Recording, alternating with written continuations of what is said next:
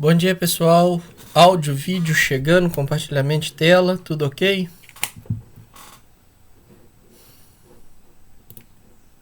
Sim, tudo certo, bom dia. Bom dia. Então vamos dar início aqui então ao guia de prática de hoje, né? Guia de prática 4. Beleza, ok. Pessoal, então nós damos continuidade aqui às atividades de laboratório de análise de sistemas, né? Hoje nós vamos trabalhar aqui com já um pouco sobre características de sistemas. No nosso caso aqui, ainda vamos trabalhar um pouco com modelagem, tá? Mas já pensando na dinâmica, nas características de um sistema em malha fechada. Por quê? Sistemas subamortecidos, tá? Eles trazem essas características, tem alguns conceitos relacionados a esses sistemas, relacionados com o comportamento que a gente verifica de um sistema em malha fechada. Então tem alguns termos, definições que a gente pode aplicar aqui. Então nosso objetivo continua o mesmo, né? Só que agora nós vamos chegar numa função de transferência que é dada pela equação 3, que é a modelagem do sistema de segunda ordem, né? Em que o sistema tem a característica de ser subamortecido. Ser subamortecido significa o seguinte, tá? O que isso muda pra gente? Eu não sei em que ponto vocês estão lá em teoria. Vocês já começaram a calcular polos e zeros? Vocês já viram como que chega em polo e zero lá da função de transferência?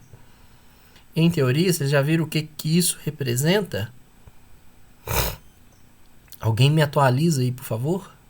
Conceitualmente sim, agora na prática de cálculo não. Beleza, mas vocês já viram conceitualmente o que nós estamos fazendo. O que eu estou falando aqui não é nenhuma novidade, né? Pelo menos vocês já ouviram. O que seria então esse cálculo de polos? Muda que as raízes do polinômio característico elas deixam de ser raízes reais, né? E passam a ser raízes que têm parte real e parte complexa, tá? Então, quando eu resolvo o meu polinômio característico, que é quando eu resolvo esse polinômio aqui, né, do denominador, e calculo as raízes desse polinômio, nós chegamos, então, em polos complexos, que possui parte real, mas também possui parte imaginária, parte complexa. Então, vira um número complexo. E justamente o fato da gente ter esse número, essa parte complexa, essa parte imaginária do número, acaba que nós obtemos, né, no comportamento do sistema, a resposta temporal desse sistema, uma resposta temporal que pode ser dada pela equação 6. Tá? Se eu tenho um número complexo, eu posso expressar esse número complexo usando o exponencial e usando a função seno. Ou seja, eu tenho aqui uma função exponencial, tá? Essa função exponencial ela traz para mim um coeficiente de atenuação, ou seja, é algo que irá convergir, mas que nesse caminho até a convergência ele estará sujeito a uma oscilação determinada por essa função seno que nós temos aqui. Então, são diferentemente do sistema superamortecido, né? Que foi o que nós trabalhamos anteriormente, com o sistema do reator químico. Aqui, no reator químico, o sistema saía de uma condição e ia para outra condição sem oscilar. Para quem fez uma modelagem correta do sistema e um sistema de primeira ordem, então não teria oscilação. Já aqui nesse segundo caso, eu preciso que o sistema tenha essa característica de oscilação. Se ele não tem essa característica de oscilação, né, ele então não está configurado como um sistema subamortecido, tá? Então a equação 3 pode ser reescrita para um sistema sem atraso como a equação 4, tá? Em que aparece para mim o termo de frequência natural aparece para mim o termo de coeficiente de amortecimento aqui, que é o Xi, né?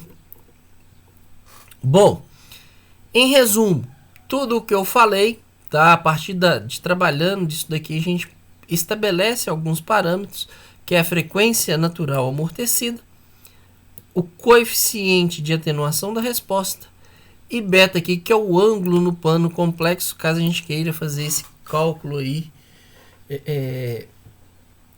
trabalhar mais a matemática aí do ponto de vista de cálculo complexo, né? Números complexos. Bom, visualmente em termos de dinâmica, quando eu tenho um sistema superamortecido, o que acontece? Eu tenho oscilação, ou seja, aquela curva característica que saía em formato de S lá dos métodos de identificação que nós vimos, de Zier-Nichols ou de Miller, ele não sai de 0 e converge para 1. Ele sai de 0, lhe oferece uma resposta, uma oscilação, um pico máximo, né, um máximo sobre sinal, overshoot, e oscila, gerando também um undershoot aqui, que é essa oscilação, esse vale que nós temos aqui na resposta, e vai oscilando até então alcançar o regime permanente, tá? Então, essa é a característica de uma resposta transitória para um sistema subamortecido. Bom, a partir, diferentemente do método de Zier-Nichols, do método de Miller, tá? É mais fácil modelar esse sistema, porque eu consigo extrair vários dados e a partir desses dados há uma relação matemática entre os parâmetros da minha função de transferência e a resposta gráfica do sistema a qual eu quero modelar. Então eu tenho conceito como tempo de subida, que é o TR, o instante de pico, que é o TP, o máximo sobre sinal aqui, o overshoot, e além disso eu tenho também aqui os critérios, né? Já que meu sistema está oscilando, eu tenho também um critério de regime permanente ou tempo de acomodação, aí no caso, que é o TS, quando que é o instante em que ele entra em regime permanente, tá? Que eu considero que o sistema entrou em regime permanente. Tá, então vamos falar aqui sobre esses critérios. Bom, cada um desses critérios, dessas variáveis que a gente tira do gráfico, que nós podemos extrair do gráfico, tem uma relação matemática com as variáveis relacionadas à função de transferência. Então, se você consegue extrair, você pode fazer a matemática inversa e obter, então, os parâmetros da função de transferência, que é o nosso objetivo aqui com a modelagem. Então, aqui tem a definição do que é o tempo de subida, o que é um instante de pico e sua relação matemática sobre sinal, o tempo de acomodação aí, que são os 4 parâmetros principais aí que nós temos, tá? Para cada definição, eu tenho uma relação matemática estabelecida de acordo com os parâmetros da minha função de transferência. Então, se eu tenho a extração, né, se eu extraio isso graficamente, eu consigo aplicar essa operação inversa e chegar nos parâmetros da minha função de transferência. Algo muito tranquilo de ser feito. Vou chamar a atenção, tá? De todas essas definições, o que vocês têm que ficar atento aqui é somente com o critério do tempo de acomodação, que é quando você considera que seu sistema entrou em regime permanente. Veja, a gente está falando de um coeficiente de amortecimento, né? Na verdade, um coeficiente de atenuação da resposta, esse é o termo correto. Ou seja, isso está caindo para mim numa exponencial. Então, ele começa com uma taxa grande, passa pelo seu ponto ali de inflexão e vai lentamente alcançar o regime. Então, dentro dessa faixa lentamente, né, desse instante lentamente, quando que o meu sistema, eu posso considerar que o meu sistema entrou em regime permanente? Eu tenho que adotar um critério. Qual é esse critério? É o critério de 2% e de 5%. Ou seja, lembra que esse critério, ele é mais ou menos 5% ou mais ou menos 2%. Ou seja, se a resposta do seu sistema a uma entrada degrau ela permanece dentro de uma faixa, seja a faixa de 5 ou de 2% em torno do ponto de operação, o seu sistema entrou em regime permanente. Se ele entrou dentro da faixa e não saiu mais, seu sistema está em regime permanente. Pronto. Sob qual critério? Critério de 5 ou critério de 2%. Depende do que você adota. Uma vez que seus dados estão normalizados, ou seja, ele está ali dentro da faixa de 0 e 1, né, que é a faixa onde você quer, você saiu do seu ponto de operação, deu degrau, não interessa qual a amplitude desse grau, você normalizou, deixou isso como se fosse um degrau unitário, o sistema vai vir, então considerando que você está aqui, você adota o critério de 5%.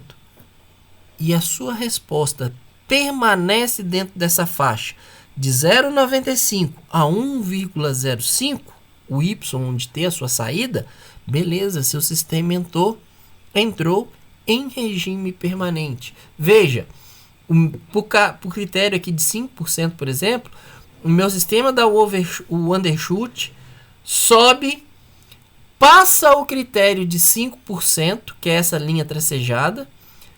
Ao retornar o critério de 5%, ele já não sai mais dessa faixa. Então, esse instante em que ele cruza o critério de 5%, é estabelecido para mim o tempo de acomodação do ponto de vista do critério de 5%. Ok? Se não, 5% para mim é uma variação grande, quero adotar o critério de 2. Então, ele só pode variar entre 0,98 e 1,02 na resposta normalizada. Então, o que acontece? O sistema passou, cruzou ali novamente o ponto de referência, que seria 1, né? Nossa referência seria 1. Cruza muito pouquinho aqui a linha do critério de 2%.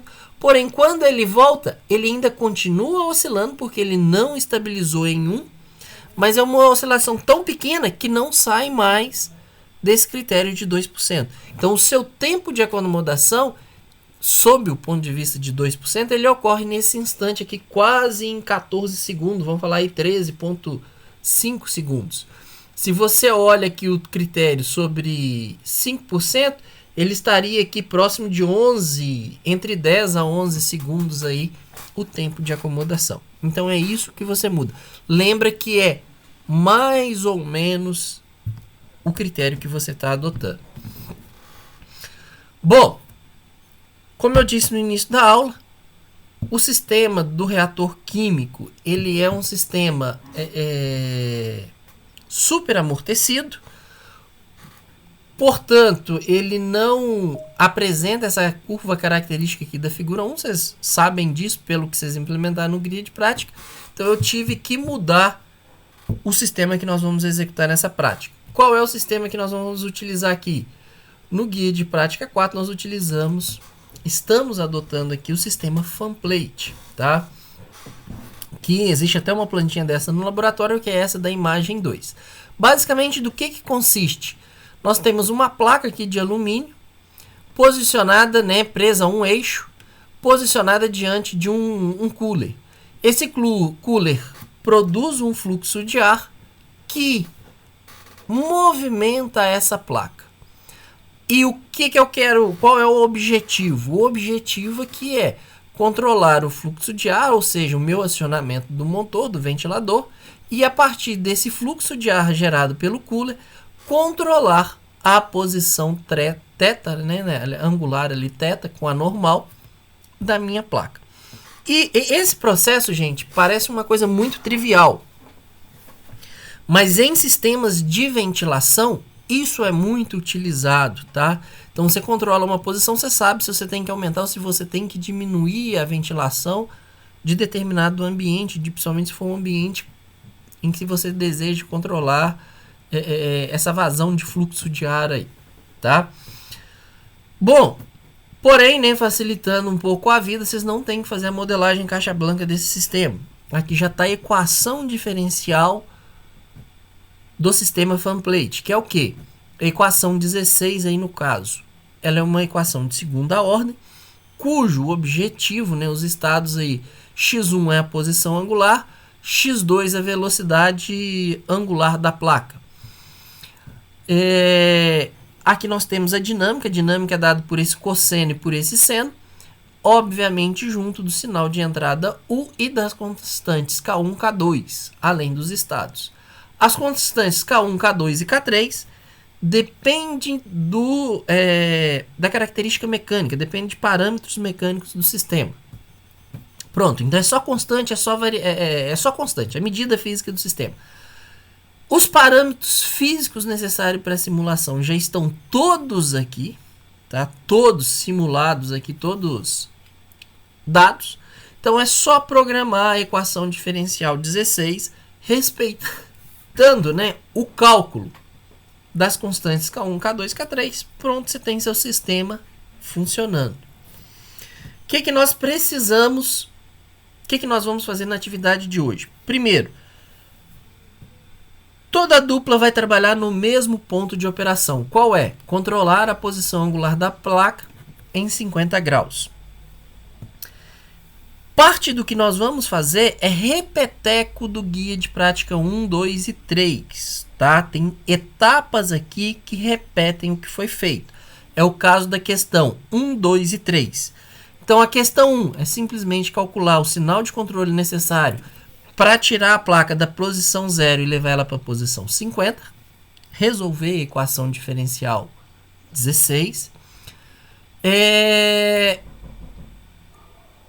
Questão número 2. Gerar um sinal degrau. Esse sinal degrau ele é gerado em torno do ponto de operação, que é a resposta do item 1, mais uma variação de 20%.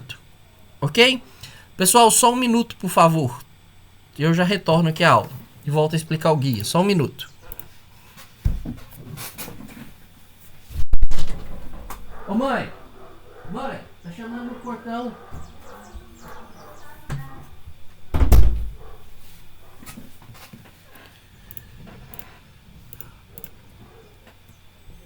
Pronto, pessoal, retornei. Só chamar aqui no portão, desculpa aí a interrupção. Bom, e o item 3 é plotar essa resposta gráfica para essa única entrada degrau que vocês fazem aí. Então, item 1, 2 e 3, vocês já fizeram isso nos guias de práticas anteriores. Questão número 4, entra um conceito novo sobre sistema subamortecido, que é a questão das curvas envoltórias. O que é curva envoltória? Como plotar essa curva envoltória, a equação da curva envoltória, peço para vocês aqui pesquisarem para mim no livro do Ogata, tá? Questão número 5, então é só um plot que é basicamente fazer aquele funil, tá? O item 4 aqui é só fazer o funil respeitando esse coeficiente de atenuação. O item 5, né, você vai fazer para mim a análise gráfica da resposta obtida no item 3 e extrair todos aqueles parâmetros apresentados lá na seção 3. Qual é o tempo de subida, qual que é o instante de pico, qual que é o tempo de acomodação, qual que é a frequência natural, qual que é a frequência natural amortecida, qual que é o coeficiente de amortecimento, qual que é o tempo de acomodação, né? Até a questão 8 volta nisso, qual que é o tempo de acomodação do sistema diante do critério de 2 e diante do critério de 5%. Uma análise bem simples, é uma extração de dados do sistema. A partir desses dados obtidos, você consegue então obter a função de transferência do sistema. Então, de posse dos dados, né, é muito trivial. É só voltar aqui na equação 4 e substituir esses valores aqui na equação 4.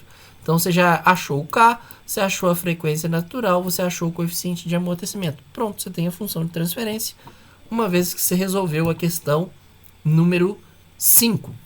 A questão número 7. Vocês também já fizeram. O que está mudando? Está mudando a função de transferência e equação diferencial. Então, é validar a performance dessa função de transferência que vocês obtiveram. O meu modelo descreve bem ou não descreve bem o meu sistema? Como que isso está? Ok? A questão 8 eu já falei. A questão 9 ela é uma questão teórica, né? De posse lá da função de transferência que vocês obtiveram no item 6, vocês fazem para mim o cálculo das raízes desse polinômio ali de segunda ordem que vocês têm ali e acham as raízes.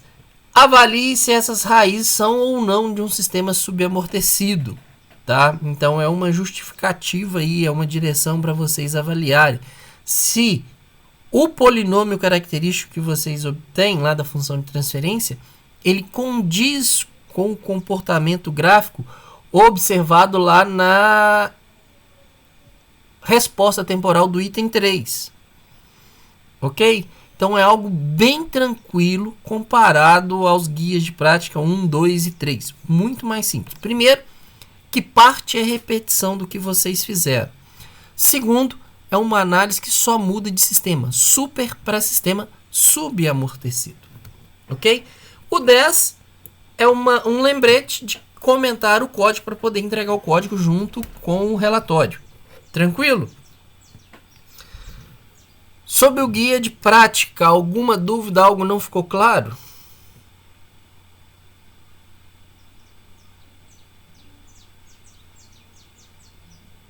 Tudo tranquilo, pessoal? Sim, tranquilo. Não, beleza. O guia de prática ele já está disponível aí no SIGA, tá? É só vocês entrar lá, fazer o download para dar o procedimento. Na semana que vem, acho que dá para a gente retornar para o sistema de reator químico, tá? É onde nós vamos voltar a fazer outras análises aí do sistema e para ver essas características, né, do sistema em malha fechada, fazer algumas análises aí do sistema. Tranquilo? Bom, alguma dúvida sobre questão do trabalho, alguma pendência aí em relação ao relatório entregue, ou podemos encerrar a aula, já que não existe dúvida sobre o guia de prática 4? Lucas, então o próximo relatório ele vai envolver esse sistema de fanplate e também o outro que a gente trabalhou? Eu acho que sim, Matheus. Eu vou ver como que eu vou adaptar o próximo guia de prática. Ô, Lucas, já tem prazo? Oi? Já tem algum prazo? Tipo assim, pra entrega do próximo? Já, isso está definido lá no primeiro dia de aula. Deixa eu só ver aqui, que eu te respondo. Só pra retomar. A entrega desse segundo relatório, só um minuto, eu estou abrindo aqui, tá, o Marco Túlio? Aula 00, se eu não me engano, de vocês é isso daqui. A entrega do relatório é no dia 19/12. Mas são só 2 guias de práticas que nós temos aqui para esse relatório. Então, é menos coisa para se executar, vamos dizer assim. Ok?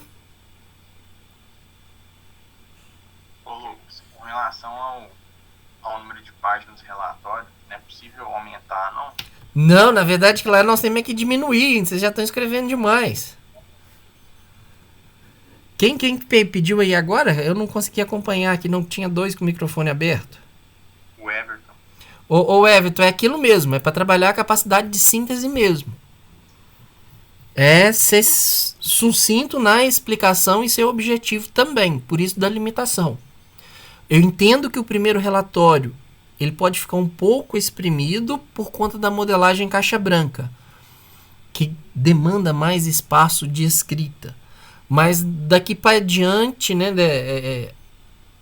para o relatório 2 e para o relatório 3, torna-se mais fácil escrever o relatório nessas 20 páginas. Normalmente o pessoal não gasta nem as 20 páginas para escrever. Com 14 páginas, 16 páginas, o pessoal já está terminando o relatório. É só para o primeiro que ele fica mais exprimido, vamos dizer assim, mais apertado. Tranquilo. E sobre o último relatório, eu não consegui fazer a questão da equação de segundo grau lá, sabe? Aham. Aí, do que tinha que fazer o método da abscissão. Aham. Eu gostaria de pedir se depois tem como você liberar uma resposta. Na verdade, eu estou pretendendo fazer a correção e disponibilizar um tutorial com a correção. Então, o que deveria ter sido feito nos 3 guias de prática? Isso eu já até passei. Então, vou fazer uma correção não só dessa questão, mas uma correção dos guias de prática. Vamos dizer assim, 1, 2 e 3. Tranquilo. Tranquilo? Beleza. Marco Túlio, certo aí com a data? Alguém, eu não sei se foi só você ou se teve mais alguém que abriu o microfone aí junto. Podemos encerrar aqui ou algum problema? Tudo certo. Não, então, beleza, então. Pessoal, obrigado aí pela presença. Aguardo vocês na próxima quarta-feira, então. Um abraço para todos, bom resto de semana, bom início de próxima semana. Qualquer coisa, me dê retorno aqui, eu tento lhes responder. Ok? Um abraço aí para todos, então. Valeu, turma. Até a próxima semana.